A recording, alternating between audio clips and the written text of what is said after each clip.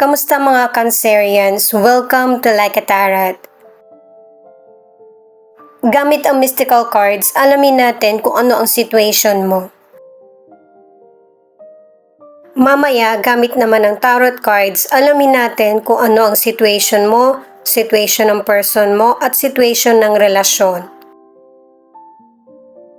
At saka sa huli, mag-isip ka ng katanungan na ang magiging sagot ay yes or no. Na patungkol sa career, sa negosyo, or personal mong buhay. Babasahin ko sa inyo yung meaning ng mystical cards na ito.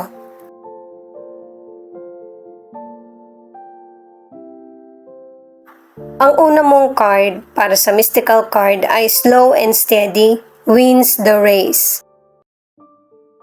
Maniwala ka sa salitang true love and true success comes with patience.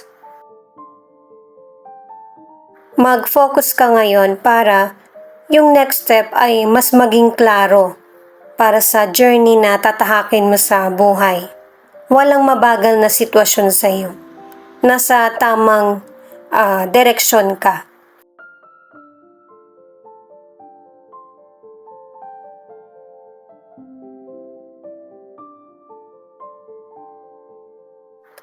Itong use your mind wisely. Gamitin mo yung talas ng pakiramdam mo, kakayahan at saka talino. Para yung mga problem na nararanasan mo ngayon or darating sa iyo ay meron kang magandang solusyon. Iwasang mag-worry at saka maging open-minded.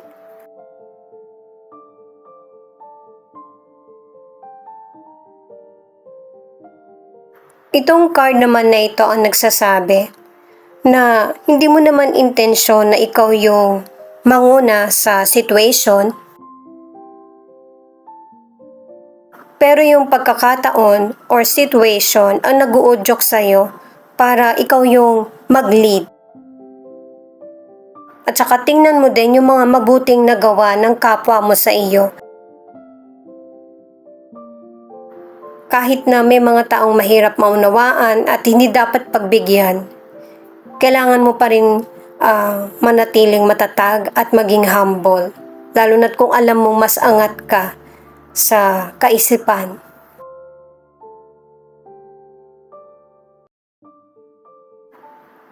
Para sa mga bagong viewers, ang reading na ito ay timeless reading, general reading at guide po lamang kaya hindi po magre-resonate sa lahat. Kunin mo lang yung akma sa sitwasyon mo at kung kailan mo ito napanood, yon ang start ng 1 week reading para sa iyo. Ikaw na bahala magpalit kung si person mo ito o ikaw. Itong cards mo muna ang alamin natin kung ano yung situation mo.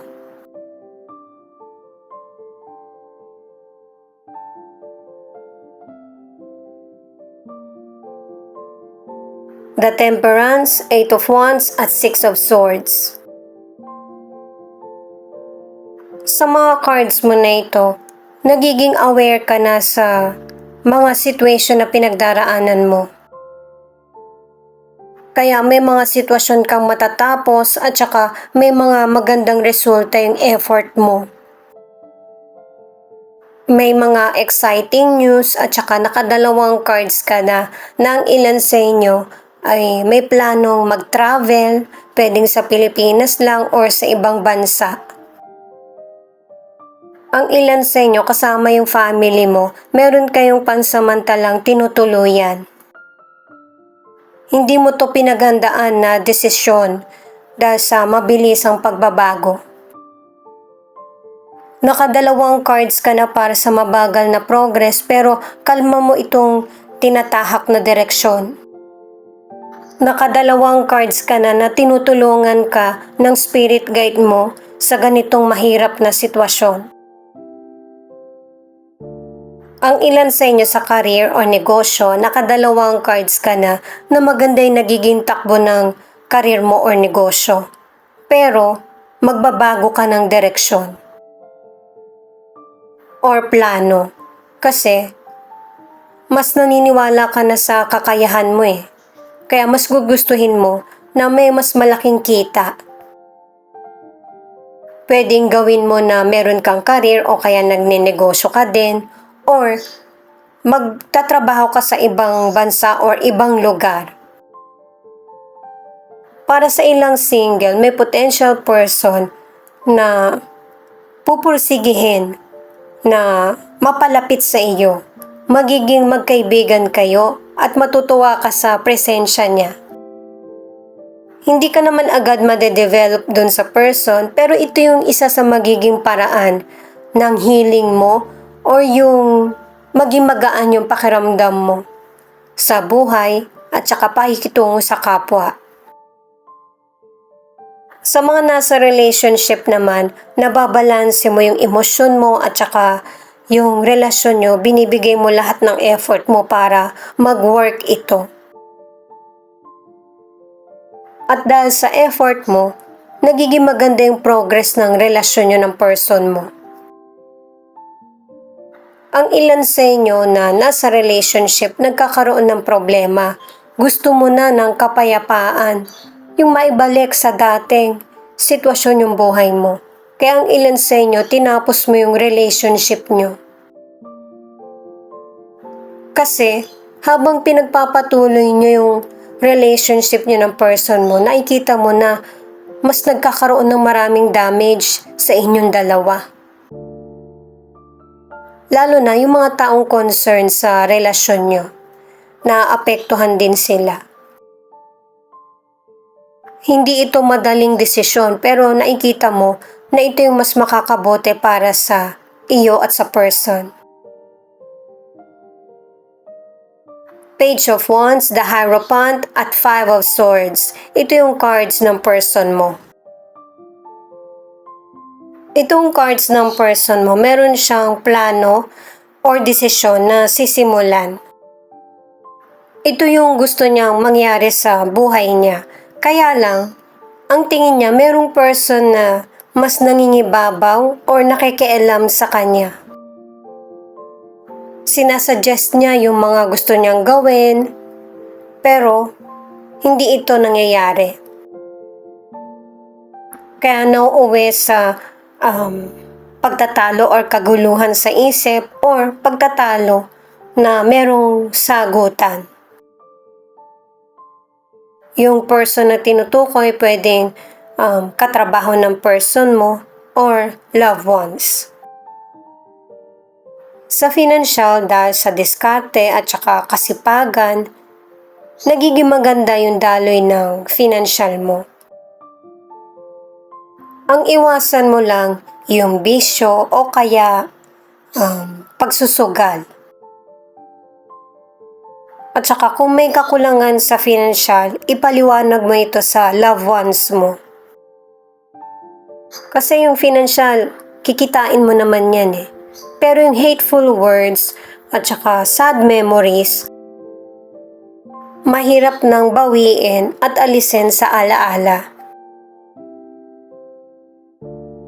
Para sa ilang single, anuman ang gender mo, simula nung nakilala mo yung potential person, gusto mo na ulit na magkaroon ng bagong relasyon.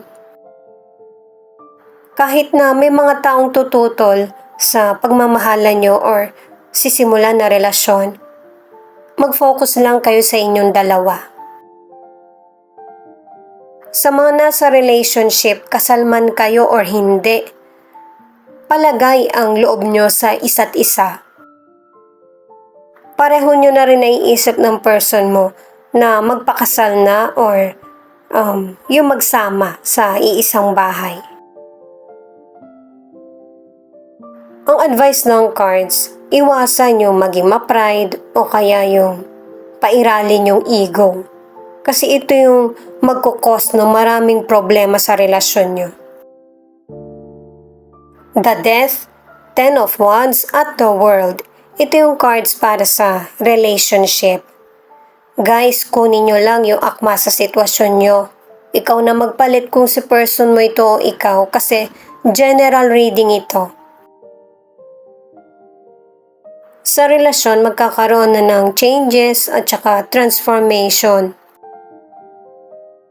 Mahirap man ito, para positive yung mangyari sa buhay mo, alisin na kung ano yung mga negatibong naiisip o nararamdaman. Siyempre, hindi naman tayo pare-pareho ng pangunawa at panahon na lang ang makakapagsabi para sa ilan na may apply yung healing sa sarili. At saka, importante rin sa relasyon, yung pinupuri na kahit maliit lang na pagbabago sa person. Doon kasi magsisimula yun para makaani ka ng respeto sa kapwa mo or sa person, na magkaroon ka ng healthy na relasyon na pangmatagalan. Sa kalusugan naman, ang advice ng cards, kung meron kang problema, huwag mong gamitin yung bisyo na para makalimot ka sa problems mo. Marami kang pwedeng magawa at saka matapang ka at may kakayahan na para maharap mo yung mga mahihirap na sitwasyon sa buhay. Huwag i-overwork or i-pressure ang sarili. Kasi maraming good news at saka opportunity na darating sa iyo, lalo na pagdating sa kalusugan. Maging mabagal man yung recovery mo, malalagpasan mo yung mga challenges sa sakit. Ang ilang single, nalagpasan mo na yung sadness sa nakaraang breakup. At ine-enjoy mo na yung pagiging single mo. Nakadalawang cards ka na. Itong Page of Pentacles, nagkakaroon ka ng iba't ibang problem sa career or personal mong buhay. At dahil sa pagiging kalma at ginamit mo yung kaalaman mo, na-achieve mo pa yung best solution sa problems mo. Itong Nine of Cups naman ay confident ka at saka hardworking. At dahil positive mindset ka, yung mga pinaniniwalaan mo ay magkakatotoo. Kasi alam mo na deserve mo yung mga good things sa buhay. Meron mang hindi mga nagkatotoo, pero alam mo na meron pang mas maganda.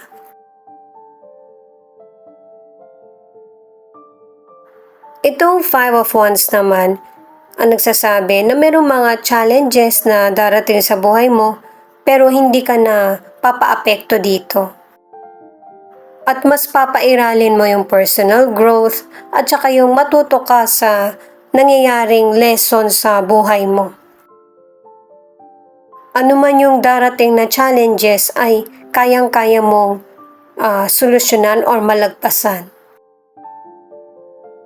I-stop mo muna yung video para makapag-isip ka ng katanungan na ang magiging sagot ay yes or no, na patungkol sa career, sa financial o kaya sa personal mong buhay.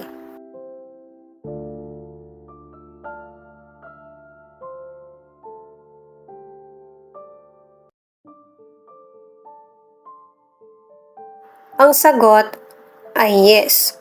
Kung bakit yes, kuha pa tayo ng 3 cards para malaman pa natin yung iba pang detalye.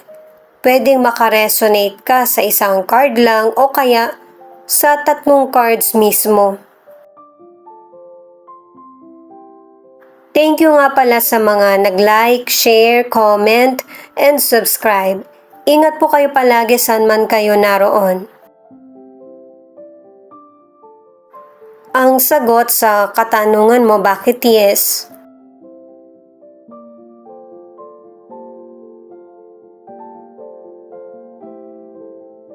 Kailangan ng meditation or yung maging kalma yung pakiramdam mo. Kung meron kang dapat pagdesisyonan, hinay-hinay. Para walang maging hadlang sa mga decisions mo, kailangan clear yung mind mo. Merong abundance na mangyayari sa buhay mo, hindi lang patungkol sa wealth, sa career or negosyo, pati na rin sa pakiramdam. Kaya alisin na yung mga negative emotions para tuloy-tuloy yung blessings. Let go. Nakatatlong cards ka na ito yung dapat mong gawin para dumating na yung mga nararapat na para sa'yo. Walang maging hadlang sa mga blessings.